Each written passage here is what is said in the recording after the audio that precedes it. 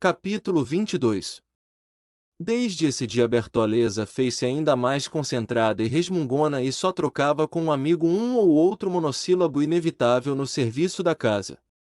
Entre os dois havia agora desses olhares de desconfiança, que são abismos de constrangimento entre pessoas que moram juntas. A infeliz vivia num sobressalto constante, cheia de apreensões, com medo de ser assassinada, só comia do que ela própria preparava para si e não dormia senão depois de fechar-se a chave. À noite o mais ligeiro rumor a punha de pé, olhos arregalados, respiração convulsa, boca aberta e pronta para pedir socorro ao primeiro assalto. No entanto, em redor do seu desassossego e do seu mal-estar, tudo ali prosperava forte e grosso, aos contos de réis, com a mesma febre com que dantes, em torno da sua atividade de escrava trabalhadeira, os vinténs choviam dentro da gaveta da venda.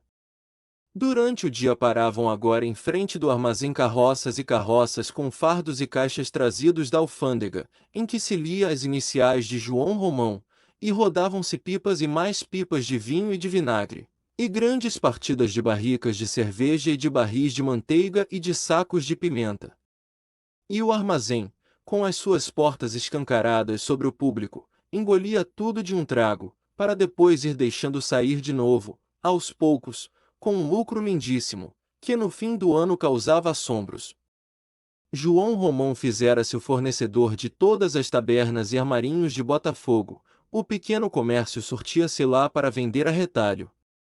A sua casa tinha agora um pessoal complicado de primeiros, segundos e terceiros caixeiros, além do guarda-livros, do comprador, do despachante e do caixa. Do seu escritório saiam correspondências em várias línguas, e por dentro das grades de madeira polida, onde havia um bufete sempre servido com presunto, queijo e cerveja, faziam-se largos contratos comerciais, transações em que se arriscavam fortunas, e propunham-se negociações de empresas e privilégios obtidos do governo, e realizavam-se vendas e compras de papéis, e concluíam-se empréstimos de juros fortes sobre hipotecas de grande valor.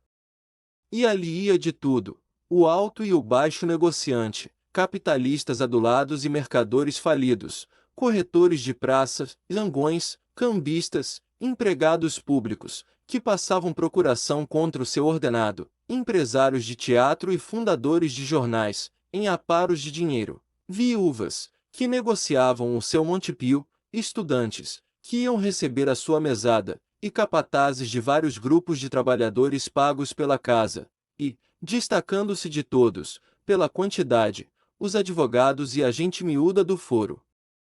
Sempre inquieta, farisqueira, a meter o nariz em tudo, feia, a papelada debaixo do braço, a barba por fazer, o cigarro babado e apagado a um canto da boca. E, como a casa comercial de João Romão, prosperava igualmente a sua avenida. Já lá se não admitia assim qualquer pé rápado, para entrar era preciso carta de fiança e uma recomendação especial. Os preços dos cômodos subiam, e muitos dos antigos hóspedes, italianos principalmente, iam, por economia, desertando para o cabeça de gato e sendo substituídos por gente mais limpa.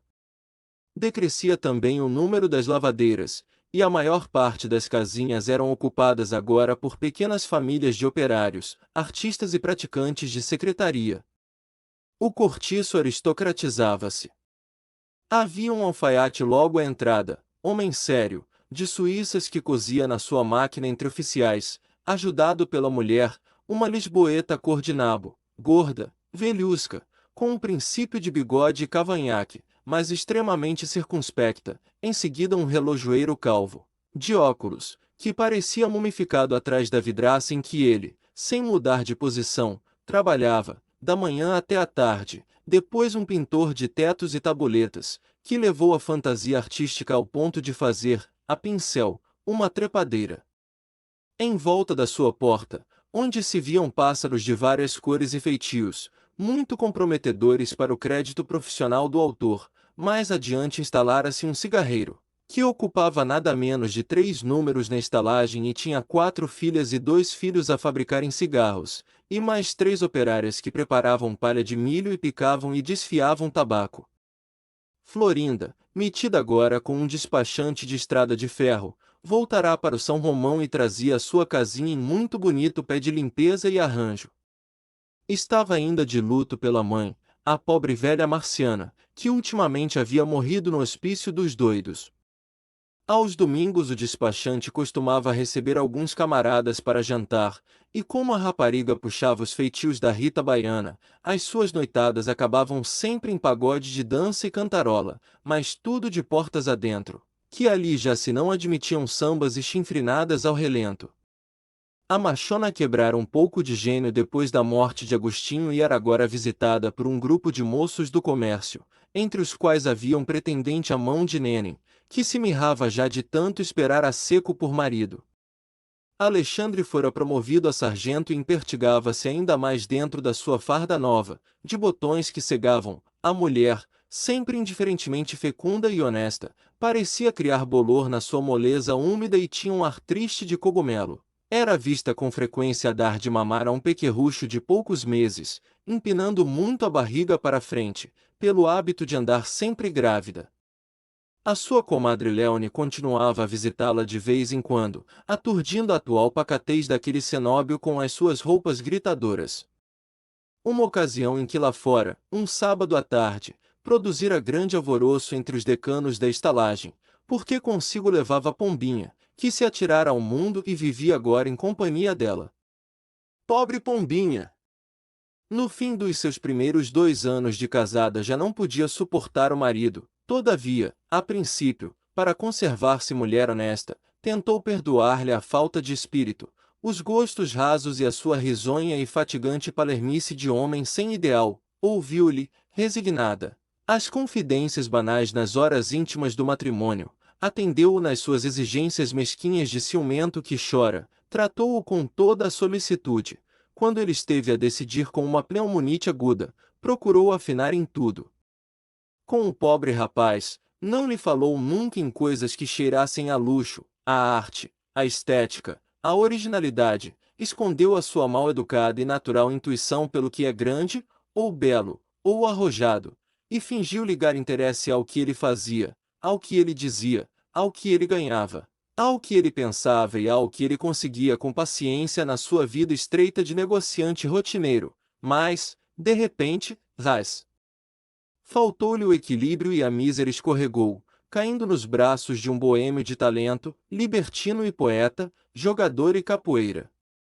O marido não deu logo pela coisa, mas começou a estranhar a mulher, a desconfiar dela e a espreitá-la, até que um belo dia, seguindo-a na rua sem ser visto, o desgraçado teve a dura certeza de que era traído pela esposa, não mais com o poeta libertino, mas com um artista dramático que muitas vezes lhe arrancara, a ele, sinceras lágrimas de comoção, declamando no teatro em honra da moral triunfante e estigmatizando o adultério com a retórica mais veemente e indignada. Ah! Não pôde iludir-se. E, a despeito do muito que amava a ingrata, rompeu com ela e entregou-a à mãe, fugindo em seguida para São Paulo. Dona Isabel, que sabia já, não desta última falcatrua da filha, mas das outras primeiras, que bem a mortificaram, coitada. Desfez-se em lágrimas, aconselhou-a a que se arrependesse e mudasse de conduta, em seguida escreveu ao genro, intercedendo por Pombinha, jurando que agora respondia por ela e pedindo-lhe que esquecesse o passado e voltasse para junto de sua mulher. O rapaz não respondeu à carta, e, daí a meses, Pombinha desapareceu da casa da mãe. Dona Isabel quase morre de desgosto. Para onde teria ido a filha? Onde está? Onde não está? Procura daqui. Procura daí.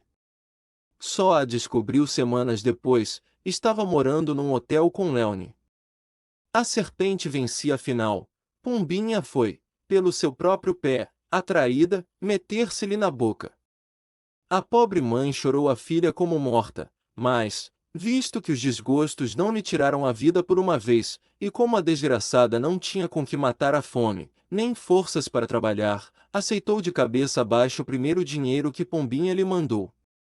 E, desde então, aceitou sempre, constituindo-se a rapariga no seu único amparo da velhice e sustentando-a com os ganhos da prostituição. Depois, como neste mundo uma criatura a tudo se acostuma, Dona Isabel mudou-se para a casa da filha. Mas não aparecia nunca na sala quando havia gente de fora, escondia-se, e, se algum dos frequentadores de Pombinha pilhava de improviso, a infeliz, com vergonha de si mesma, fingia-se criada ou dama de companhia. O que mais a desgostava, e o que ela não podia tolerar sem apertos de coração, era ver a pequena endemoninhar-se com champanhe depois do jantar e pôr-se a dizer tolices e a estender-se ali mesmo no colo dos homens. Chorava sempre que a via entrar ébria, fora de horas, depois de uma orgia, e, de desgosto em desgosto, foi-se sentindo enfraquecer e enfermar, até cair de cama e mudar-se para uma casa de saúde, onde afinal morreu. Agora, as duas cocotes, amigas inseparáveis, terríveis naquela inquebrantável solidariedade, que fazia delas uma só cobra de duas cabeças, dominavam o alto e o baixo Rio de Janeiro. Eram vistas por toda a parte onde houvesse prazer.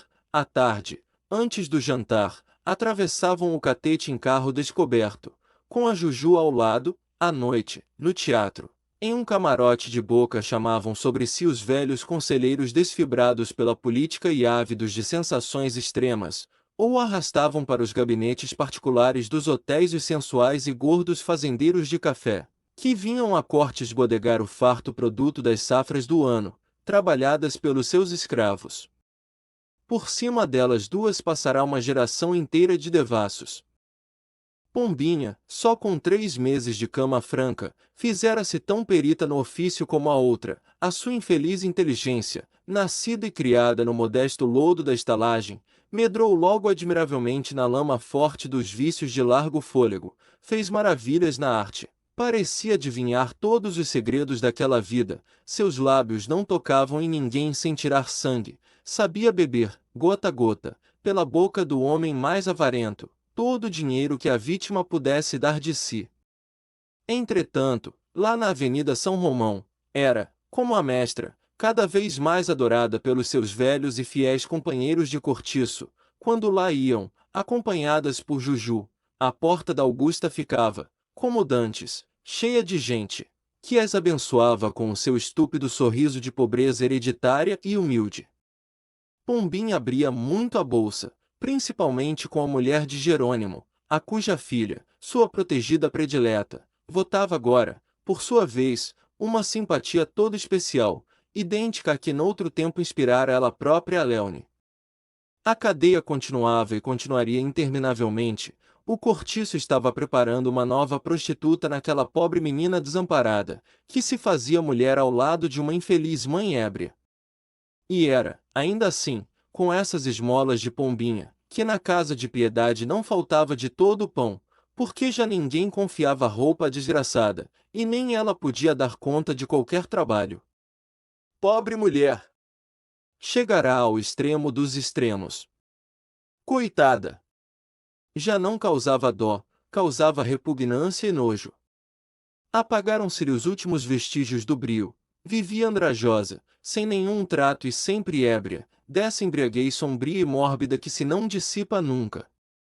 O seu quarto era o mais imundo e o pior de toda a estalagem. Homens malvados abusavam dela, muitos de uma vez, aproveitando-se da quase completa inconsciência da infeliz.